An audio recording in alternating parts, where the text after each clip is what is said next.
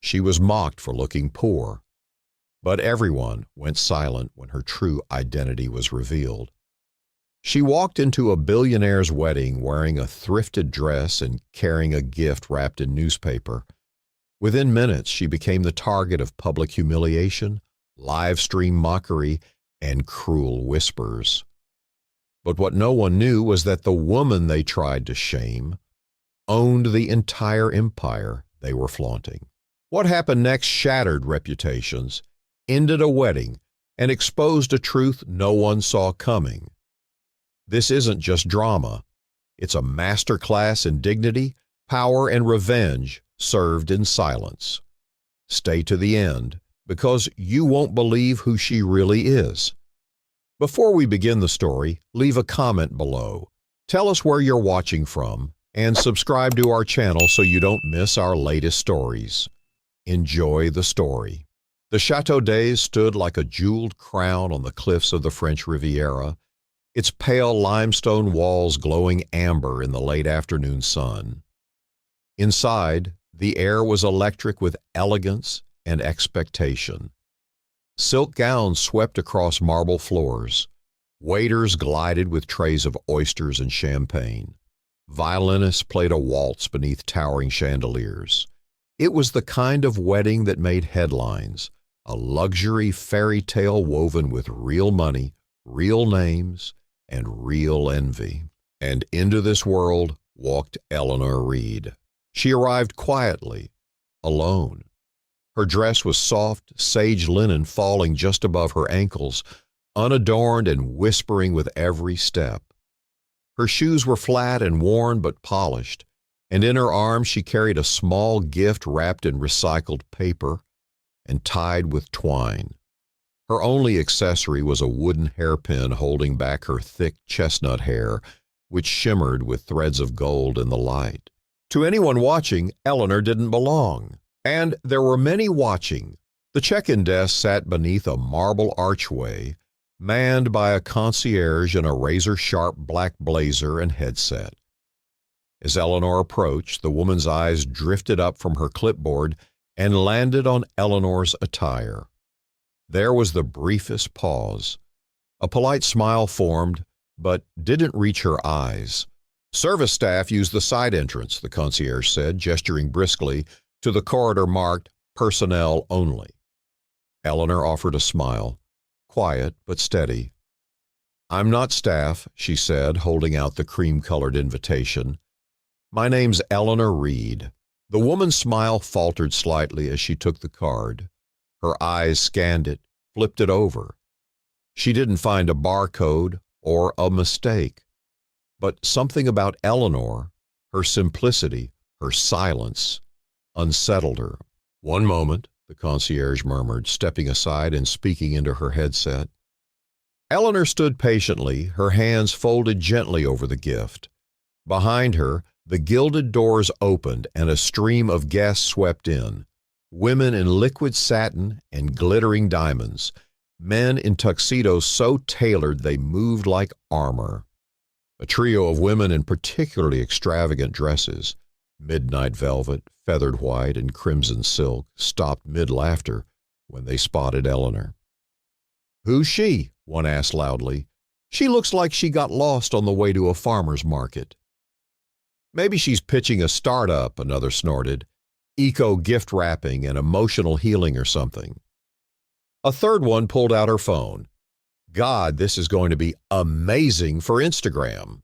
Eleanor turned slightly but didn't engage. Her hazel eyes remained warm, her posture unchanged, as though she'd weathered sharper storms and simply chosen not to tremble.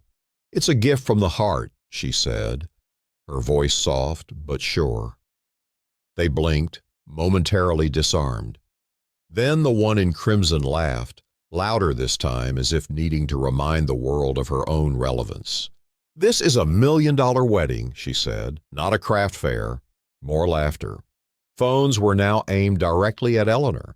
She was the oddity in the room, someone who refused to flinch. The concierge returned, now joined by a wedding planner in sleek beige and a look of forced politeness. "Ms. Reed," she said with the same tightness in her jaw, "your invitation appears valid, but there's no name card for you at the reception. It's highly unusual. Are you sure you were expected?" Eleanor met her gaze. "I'm here for Celeste and Nathan," she said evenly. "I was invited." The planner's fingers tapped her tablet. "There's just no record of you. And the seating is final. I'm afraid we may have to ask you to leave. It's not appropriate for guests to disrupt the flow." Before Eleanor could respond, the main doors burst open. Celeste Langford had arrived. The bride was a vision sculpted for social media. Her platinum hair piled high, her lips a perfect matte red, her gown a cascade of pearl-white silk encrusted with crystal embroidery. Her entourage shimmered behind her, like satellites pulled in by a queen's gravity. Celeste's gaze swept the room and landed on Eleanor. Her smile faltered, then twisted into a sugary sneer. "Oh my God," she said loudly, stopping in front of her. "You actually came." The room froze. "Ladies," she turned to her bridesmaids, her voice dripping in syrup and steel, "this is Eleanor Reed, my old school friend. She still lives that, what do they call it? The authentic life fantasy." The laughter was sharp. The photographers caught it. The guests nearby leaned in. "Is that your gift?" one bridesmaid asked, pointing to the newspaper wrap package. "Are we supposed to compost it?" "She's cute," another snarked. "Did you walk here?" Eleanor stood tall. Her hazel eyes never dropped. "I came to celebrate your day, Celeste," she said simply. "This gift is for you and Nathan." Celeste didn't take it. Instead, she raised her champagne glass high. "To memories," she said, her voice loud enough for the room to hear, "and the people we outgrew." A murmur of laughter followed. The wedding planner stepped in again, this time firmer. "We need to move along, Ms. Reed." Eleanor nodded, her voice calm. "I understand." Two security guards had materialized from the edges of the room. They weren't aggressive, but they didn't need to be. Their presence was enough to make Eleanor feel like an unwanted visitor in a world that judged value by polish, not presence. As they began to escort her away, the bride turned and called out once more for the room to hear, "Did you at least bring your own to-go box?" The crowd laughed again. Live streams were rolling. Phones were out. Eleanor walked silently, her steps light but deliberate, the gift still cradled in her arms. She didn't break stride, not when someone muttered, "She probably just wants the free food." Not when someone else whispered, "How sad. Imagine being her." No one in that glittering ballroom knew who Eleanor Reed really was. Not yet. But they were about to. If this moment made your heart ache, don't forget to subscribe and follow the next chapters in this extraordinary story. Part 2 is coming, and it will leave you breathless. The marble hall was a cathedral of opulence. Vaulted ceilings arched above like alabaster waves dripping with crystal chandeliers that cast a golden halo over every corner of the room. Tables gleamed with gold-rimmed china and monogrammed place cards. The air buzzed with luxury and anticipation. But none of that reached Eleanor Reed. She stood near the entrance, her sage linen dress clinging slightly where the champagne had soaked in. The package in her hands, now a little damp, though still intact, remained cradled against her chest like something sacred. She was surrounded by whispers that felt like daggers, short, sharp, and intentionally loud. She's still here? Did security miss the memo? Maybe she's hoping someone will feel bad and give her a real dress. No one stopped to ask who she was. They didn't need to. To them, she was already labeled, misplaced, unwanted, forgettable. At the center of it all, Celeste Langford glowed like a chandelier incarnate. Her every move was documented, her every word curated for the live streams that shadowed her.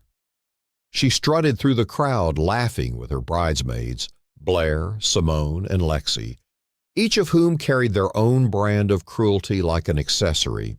Blair's crimson gown glittered as she leaned toward Celeste. "You seriously invited her?" she asked with a half-smirk. "That's savage." "I had to," Celeste replied with mock solemnity, placing a perfectly manicured hand on her heart. She begged. "You should have seen the message. It was tragic." "She looks like she borrowed that dress from a yoga teacher," Simone chimed in, her sleek black heels clicking as she walked. "And that hairpin," Lexi added. "Please, my houseplants are held together with more style." They erupted into laughter, the kind that ripples outward, inviting anyone nearby to join in. And they did. Laughter is a kind of currency in crowds like this. It buys you safety, keeps you on the right side of the spectacle. Eleanor didn't speak. Her fingers tightened around the package, but her face remained composed, her back straight. She hadn't come to argue. She had come because an old friend had asked, or so she thought. Celeste turned to the growing circle around them and raised her voice. "Ladies and gentlemen, allow me to reintroduce you to Eleanor Reed. We went to school together. She used to bring homemade muffins to class. Can you believe that?" The crowd chuckled. "She always had this thing about being real," Celeste continued, the sarcasm sharpening with every word. "Like, who even wants to be real anymore? Especially at my wedding." "Must have thought this was a potluck," someone shouted from the crowd. Blair grinned and stepped forward. "Ellie, sweetie, what's in the package? Coupons? Homemade candles? A mixtape from 2003? Eleanor looked at her, eyes steady. "It's a gift," she said simply. Celeste let out a theatrical gasp. "Is it wrapped in newspaper?" More laughter. Simone raised her phone and zoomed in. "This is peak content," she muttered, captioning it in real time. "Craft Fair Crasher." Blair leaned in, her tone faux kind.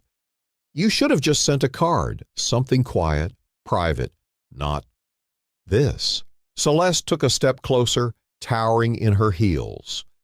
"Ellie," she said, her tone lower now, almost intimate, "why are you really here? Did you think you could just blend in?" "I'm here because you invited me," Eleanor answered, her voice calm but resonant. "Because once, a long time ago, we mattered to each other." That silenced the room for a second. Just one beat. Then Celeste's smile returned, colder this time. "Well, I guess nostalgia is the latest trend," she said, turning her back. "But trends fade. Security?" The two guards from earlier appeared again, flanking Eleanor. They didn't touch her, but the implication was clear. "Let's not make a scene," one of them said gently. "Please come with us." Eleanor didn't argue. She took a deep breath and turned toward the exit, her footsteps echoing against the marble. The gift remained in her arms, and despite the whispers, the live streams, the ridicule, she walked like someone who still carried dignity, until Celeste called out again. "Wait." Eleanor turned slightly.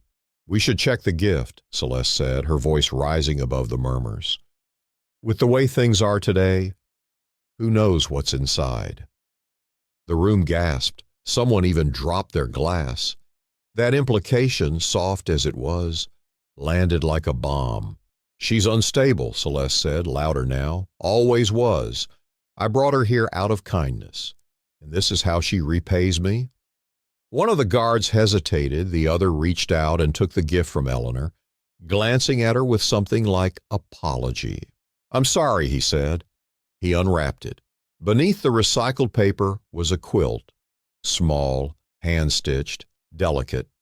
Each square held pieces of fabric stitched with dates and names, a scrap from their high school talent show costume, a piece of Celeste's first college hoodie, a strip from a tablecloth where they once spent a summer afternoon eating strawberries and dreaming big dreams. It was a timeline of a friendship that once was. Celeste stared at it, and for a second, just one, her face betrayed something, shock, recognition, maybe even guilt. But then she laughed. "A blanket," she said, her voice rising into disbelief. "That's what you brought to my wedding? What is this, a charity auction?" The crowd erupted again. Lexi snapped another photo. Blair rolled her eyes. Simone mock-wiped a tear from her eye. "So touching," she said, her tone dripping with sarcasm. Eleanor stood there, eyes on the quilt now resting in the guard's hands. She said nothing. She didn't defend it. She didn't try to explain, and that silence made them angrier. As she was escorted through the ballroom, someone threw a canapé that landed near her feet. Someone else muttered, "What a disgrace." "I bet she's just crashing for the free food," another voice said. Phones were out again, screens glowed. Comments poured in on the live stream. "This is savage. Kick her out already." "Who even is she?" She kept walking. The music from the string quartet faltered. The atmosphere had changed. Excitement curdled into something darker, uglier. And still, Eleanor didn't flinch. But everything was about to change. Outside the grand glass doors of the Chateau d'Ez, the sky stretched wide over the Côte d'Azur, painted in soft lavender dusk. The sea glittered below the cliffs as if holding its breath. Inside, the marble ballroom thrummed with triumph, of one woman being paraded and another being pushed out. Cameras flashed, voices cackled. Eleanor Reed was 3 steps from the edge of humiliation when the sound of engines purred through the stone courtyard. A fleet of cars glided to a stop. Not limos, not rented luxury shuttles. These were Rolls-Royces, sleek, silent, and understated in the way only real power ever dared to be. Heads turned. Conversations died mid-sentence. A hush rolled through the room, not from guilt, but from anticipation. Someone was coming. The doors flew open.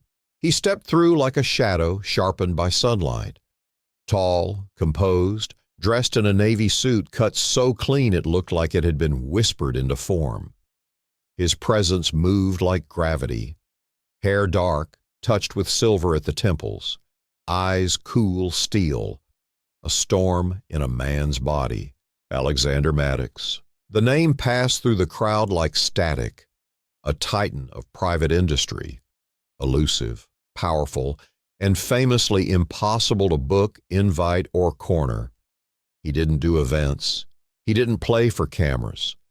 And yet, here he was, walking straight through the chaos like it was scripted for him.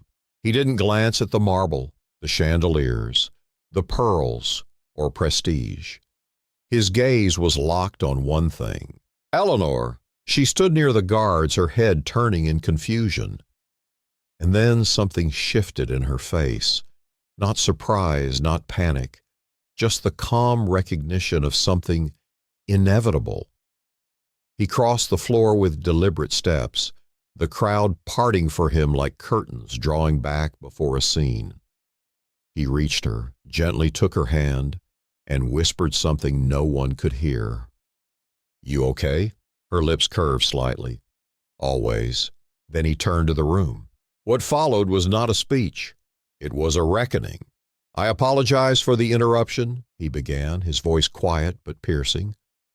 "I just wanted to take a moment to introduce the most important woman in my life." He lifted her hand slightly so all could see. "This is my wife, Eleanor Maddox." The silence that followed was not polite. It was seismic. Celeste froze at the far end of the hall.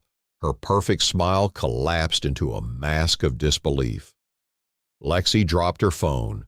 Blair's crimson lipstick looked suddenly garish. Simone swayed slightly on her heels, blinking hard. Nathan Bishop, the groom, stood near the dais, his champagne glass trembling in his hand. He looked like someone had just opened a window into another life, and he was seeing clearly for the first time. Alexander's eyes scanned the room. "I believe some of you may have forgotten your manners," he said, "or assumed that kindness equals weakness." He didn't need to raise his voice. Every syllable was a nail, every pause a blow. The woman you just mocked, harassed, and tried to expel from this celebration is not only my wife, she is the co-founder of Maddox and Reed. Every hotel you stay in, every brand you flaunt, every event you wish you could attend, we built that together. Gasps rippled like a wave. Phones, once held high for mockery, now began shaking in awe or fear. The digital tide was already turning. And she is also the reason Nathan Bishop stands before you today, Alexander added, turning toward the groom. You remember that first loan, Nathan, the one no bank would give you? She signed the check. She read your pitch deck. She stayed up late helping you revise it. She believed in you before anyone else did. Nathan stepped forward slowly. His face was pale, his voice raw. Eleanor, he said, almost like a prayer. I didn't know you were coming. Eleanor gave a small nod. I wasn't sure I should. His shoulders dropped. I tried to find you after the company launched. I never got to say thank you. Celeste's face was white now. Her tiara sat askew. Her mouth opened, but no words came. Nathan turned toward her. You planned this, didn't you? He said, the realization dawning like fire. You knew who she was, and you invited her anyway. Celeste blinked. It was supposed to be lighthearted, she said weakly. You're blowing this out of proportion. You mocked the woman who made this possible, Nathan said, louder now. You did it for content, for laughs, and you used me to do it. The crowd had stopped breathing. Every camera was now pointed at the stage, and every stream was rolling live. I can't marry you, Nathan said. Celeste staggered slightly. What? I won't be part of this, he said. This isn't a wedding, it's a spectacle. You're not serious, she whispered. But he was already unbuttoning his tuxedo jacket, pulling off the boutonniere and dropping it at her feet. I'm done. Gasps turned into whispers, whispers into stunned silence. Then someone clapped, then another, then half the room. Celeste stood frozen, the image of a bride unraveling in real time. Alexander stepped forward again. This hotel you're standing in, he said calmly. It belongs to her. He gestured toward Eleanor, who stood quiet and composed beside him. She owns the design firm that made your dress. She's funded medical research, schools, refugee programs. She's done more in silence than any of you have in spotlight. Lexi's phone fell to the ground. Blair looked away. Simone blinked back tears, not from sympathy, but fear of what the headlines would say tomorrow. She never needed a stage, Alexander said, because real power doesn't beg to be seen. He turned toward Eleanor. But maybe, he said softly, it's time the world saw her for who she is. And then he lifted her hand again, kissed the back of it, and held it firmly. The ballroom, once a place of glittering cruelty, was now a cathedral of shame. Nathan approached Eleanor, his voice shaking. I'm so sorry, he said. I didn't know. I should have stood up. I should have seen it. Eleanor gave him a kind smile. You saw it now, she said gently. That's what matters. He nodded, swallowing hard, before walking off the stage, away from the broken remains of a wedding that had never really been a union. The air shifted. A few guests began to walk out, embarrassed. Others stayed, watching Eleanor not as an outcast, but as the quiet force who had just changed the narrative of the night. And the world was still watching. The aftermath of Alexander Maddox's declaration still hung in the air like smoke. The ballroom of the Chateau d'Az, moments ago ablaze with laughter and derision, now simmered in silence. Eyes darted, phones lowered, and the silence was not the calm of peace. It was the charged stillness of reckoning. What had begun as a spectacle designed to humiliate Eleanor Reed had shifted irrevocably. The power in the room had changed hands, and everyone knew it. From the far side of the ballroom, Delilah Chin stepped forward. She moved with the elegance of someone who had spent years managing crises and shaping narratives, but even she could not hide the sharp focus in her eyes. Dressed in a tailored black suit with a tablet pressed against her chest, she reached Alexander's side and nodded once. "Authorization to proceed?" she asked. Alexander didn't hesitate. "Do it." Delilah turned on her heel, already tapping across the screen. Behind her, a team of assistants in black earpieces and soft-soled shoes fanned through the crowd. They weren't security. They were cleaner, quiet, fast, and surgical, trained to protect a legacy, not just a person. A tremor of unease passed through the room. Delilah's voice was calm as she addressed the wedding planner. "We're pulling all relevant footage, names, and public posts associated with the events that transpired since Ms. Maddox arrived." Margot, the planner, stammered. I didn't know." Delilah didn't look up. "You didn't ask. You assumed. And you let the bride direct a targeted humiliation." Guests clung to their flutes, shifting nervously, as Delilah read names aloud to her staff.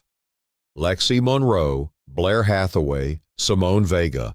Begin with those three. A murmur rippled like wind across tall grass. Blair, once so loud, stood pale and still as a man in a black suit approached her. "Ma'am," he said softly, "we'll need you to leave." "What?" She blinked, laughing a little. "No, this is a misunderstanding." "It isn't," Delilah replied from across the room. "You mocked, harassed, and publicly defamed a woman you believed to be powerless, and you broadcast it." "But I didn't know she was—" Blair's voice cracked. "You shouldn't have had to," Eleanor said, finally speaking. Her voice was quiet, but it stopped the entire room. Decency doesn't depend on someone's title. Blair's mouth closed. She nodded once, then allowed herself to be led out. Her red gown dragged behind her like spilled wine. Next came Simone. She tried to act casual, picking up her clutch and murmuring to a nearby guest, "This is so blown out of proportion." But the guard was already beside her. She didn't protest, just lowered her head and followed. Lexi made it harder. "I didn't even say anything that bad," she said as she backed away. "I was joking. It's just what we do. This crowd, this culture, everyone knows it." "That culture ends today," Alexander said, his voice firm. Lexi froze. She looked around, seeking support, but no one met her eyes. Her allies had vanished. Influence built on performance collapses when the performance ends. She turned and walked toward the door, her heels clicking like punctuation marks on a sentence she hadn't meant to write. As each of them exited, Delilah marked their names from her list. Their access to Maddox and Reed events is revoked. Their brand partnerships through any of our subsidiary agencies are canceled. "Will they be blacklisted?" one guest whispered to another. "They already are," the other replied, not with satisfaction but quiet fear. Celeste remained on the stage, a hollow version of the woman who had glided in only hours ago. Her tiara was gone, her veil unfastened and askew. Her phone, still in her hand, blinked with unread messages, many of them now unreadable insults flung back at her by a public watching from afar. She stepped forward, trying to salvage control. "This is still my wedding," she said shakily. "You can't just rewrite the whole day." Nathan, standing beside Eleanor, looked at her with clear eyes. "It was never your day, Celeste. It was a show, and it's over." "I didn't mean for it to go this far," she said, her voice rising, edging toward desperation. "I just wanted to remind her where she came from. I wanted to—" "You wanted an audience," Eleanor cut in softly, not cruelly, "and you got one." Celeste looked at Eleanor for the first time not as a threat, but as something she could no longer understand. "You tricked me," she whispered. "You were always quiet, always sweet. You were never meant to be powerful." Eleanor stepped forward, the quilt still folded, now resting on a table beside her. "I didn't trick you. I never changed. You just stopped looking." Celeste stared at her, trembling, then turned to Nathan, but there was no warmth left in his face. He didn't speak. He didn't need to. Delilah approached with 2 guards. "Miss Langford, we'll escort you to the private exit." "I'm the bride," Celeste said, the last vestige of her pride clinging to her voice. "No," Eleanor said gently, "you were." Celeste's exit was not theatrical. It was slow. Her gown caught briefly on a chair. She tugged it free, and in doing so, a seam tore. It was a small sound, but in the hush of that room, it echoed. She was gone. For a long moment, no one moved. The quiet was heavier now, not with shame, but with the weight of realization. The people who remained weren't cheering. They weren't rushing to take sides. They were reflecting on what they'd said, what they'd laughed at, what they'd ignored. One woman approached Eleanor, nervously wringing her hands. "I'm sorry," she whispered. "I should have said something. I didn't know what to do." Eleanor offered a small smile. "Next time, speak up, even if your voice shakes." More came forward, not for show, not to be seen, just to say the words that should have been said hours ago. Delilah returned to Alexander's side. "The digital response is shifting," she said quietly. "Viewership is surging. She's trending globally under the quiet force. Brands are already reaching out to support." Alexander nodded, but his gaze stayed on Eleanor. She was not celebrating. She was not angry. She was just present. He moved to her side and took her hand. "You shouldn't have had to go through that," he said. "I knew what I was walking into," she replied. "I didn't come to make a statement. I came because I believed there was still something worth honoring." "And now?" he asked. She looked around the room at the softened expressions, the lowered heads. "Now I know what's still possible." She didn't need applause. She didn't need revenge. What she had was far greater. Dignity reclaimed not by force, but by unwavering truth. And that truth had rewritten everything. The sun had long since slipped beneath the edge of the Mediterranean, leaving behind a sky painted in bruised purples and fading gold. The cliffs of Aix shimmered under strings of lanterns, swaying gently in the sea breeze.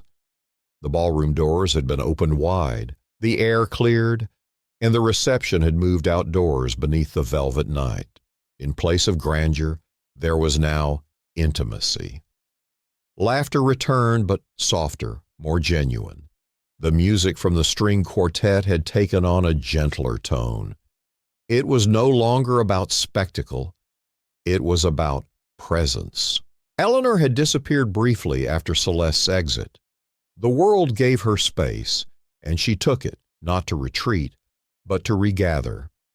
When she returned, she walked not through the front doors, but through the terrace, her silhouette framed by the warm light of paper lanterns and the distant sparkle of boats in the bay. She no longer wore the linen dress. That had been left behind, a symbol of her quiet resistance. Now she wore a gown of ivory silk, simple in its lines but radiant under the moonlight. The bodice was embroidered with threads of gold that caught the lantern's glow like fireflies. Her chestnut hair, once bound tightly, now flowed in soft waves. A single pearl pin nestled behind her ear. Gasps arose not from awe at her transformation, but from the quiet realization that this was the woman they had tried to break. And she had emerged even more luminous. Alexander was waiting at the edge of the lantern-lit floor. When he saw her, he didn't move immediately. He just watched her, as if trying to memorize the way her gown moved in the wind, how her eyes, still soft, still steady, had not changed even after everything. Then he held out his hand. She took it. Without ceremony, without an announcement, they moved together onto the makeshift dance floor. The quartet picked up a melody that felt older than time. They swayed slowly, the world folding inward to give them room. No spotlight, no choreography. Just a man and a woman, hands interlaced, hearts in quiet rhythm. Guests watched in silence. There were no phones raised now, no live streams, no hashtags. What unfolded wasn't meant to be broadcast. It was sacred. At one of the tables, Nathan sat alone, a glass of wine untouched beside him. His tie was loose now, his gaze lingering on Eleanor. There was no envy in his expression, only gratitude. Eventually he rose and walked toward her, stopping at the edge of the floor. Alexander stepped back, sensing the moment, and Eleanor turned to face the man who had once been a younger, hopeful version of what she now represented. "I came to say thank you," Nathan said, his voice rough but honest.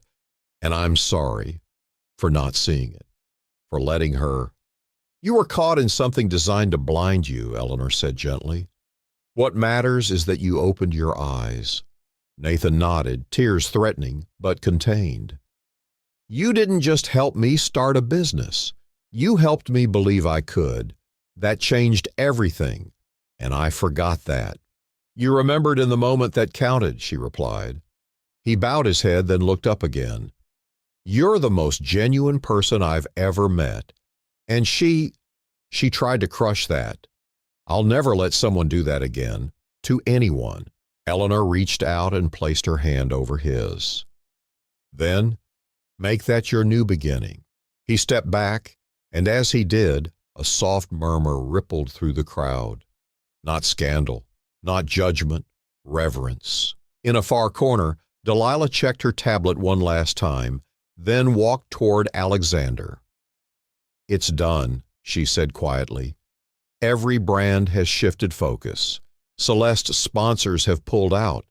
The press is calling it the fall of the influencer queen." Alexander glanced at Eleanor, then back at Delilah. "Let them talk. Let them learn." Delilah nodded, her voice low. "They are.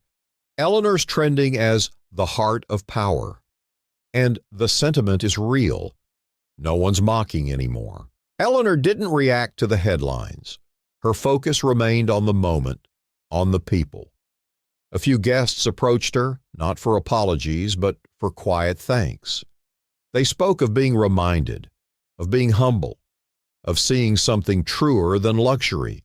At one point, a woman in a velvet dress came forward. She had been among the early mockers. Her voice had been sharp, her laughter loud. Now she could barely speak.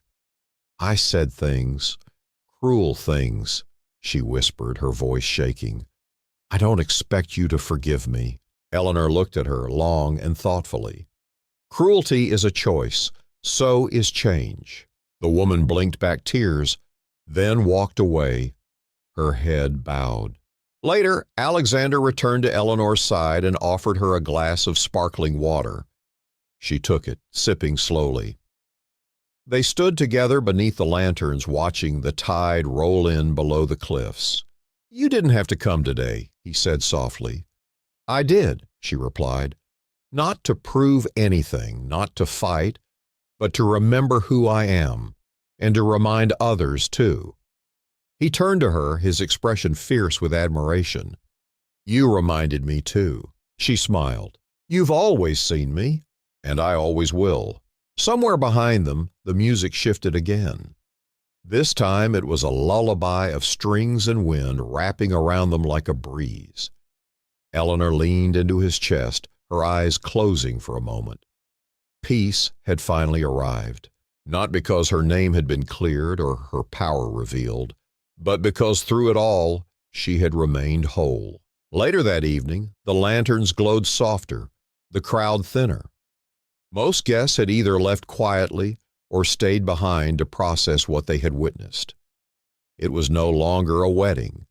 It was a night of reckoning, of clarity, and of unexpected grace. Eleanor stood near the stone railing overlooking the sea. The wind teased strands of her hair, and the smell of salt mingled with roses.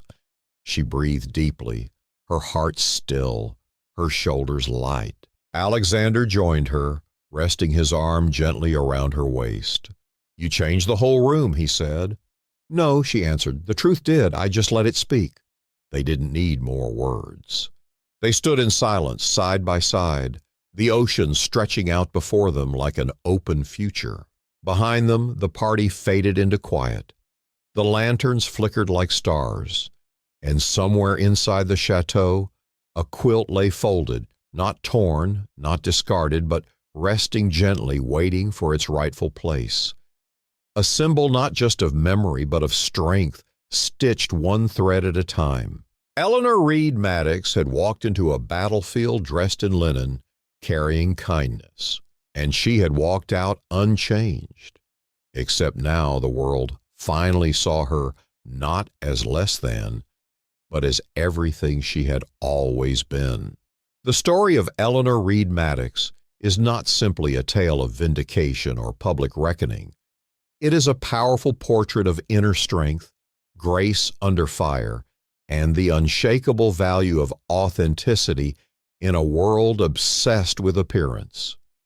From the moment she stepped into that marble-lined ballroom, modestly dressed and quietly confident, Eleanor stood in stark contrast to a culture that equated worth with status and validation with spectacle. She was judged, ridiculed, and humiliated for daring to show up without armor. Yet she never wavered. She spoke few words, but every step she took radiated calm defiance. A woman who knew exactly who she was. What made Eleanor's transformation so moving was that she didn't need to change. She didn't need a dramatic monologue, nor did she need to shout back at her critics. She stayed true to herself, even when others tried to reduce her to a punchline. And when the truth was finally revealed that she was not only the wife of a billionaire, but also the co-founder of a global empire, it wasn't her wealth or title that made her powerful. It was the undeniable realization that real influence lies not in flaunting power, but in walking with purpose, dignity, and quiet strength. Her handmade gift, her simple dress, her refusal to retaliate, all of it became a mirror to a world that had forgotten how to recognize real beauty. Not the kind stitched in diamonds or measured in followers, but the kind found in humility, loyalty, and the courage to remain kind when cruelty is easier. And in the end, justice didn't roar, it whispered. In every person asked to leave, in every live stream turned off in shame, in every whispered apology, the room shifted. People remembered what it meant to value substance over spectacle. Eleanor didn't just survive the fire. She changed the temperature of the entire room. The deeper lesson. In today's world, it's easy to be swept up by noise, likes, status symbols, viral trends. But Eleanor's story reminds us that the loudest person in the room isn't always the strongest. The most valuable people aren't always the ones wearing labels, but the ones who carry depth, compassion, and character. Whether you're walking into a room full of critics or navigating a life that doesn't always reflect what others expect of you, stay anchored in who you are. Let your values speak louder than your wardrobe. Let your kindness speak louder than your connections. And know that you never need to prove your worth to anyone who's already made up their mind not to see it. In your own life, how can you practice quiet confidence and authenticity? How can you show up fully as yourself, even when the world expects you to perform? Share your thoughts in the comments. Your perspective might be exactly what someone else needs to read today. If this story moved you, if it made you reflect or simply reminded you of your own quiet power, please subscribe to the channel. Your support gives us the motivation to bring more powerful, meaningful content to life. Let's continue to explore stories that don't just entertain, but transform.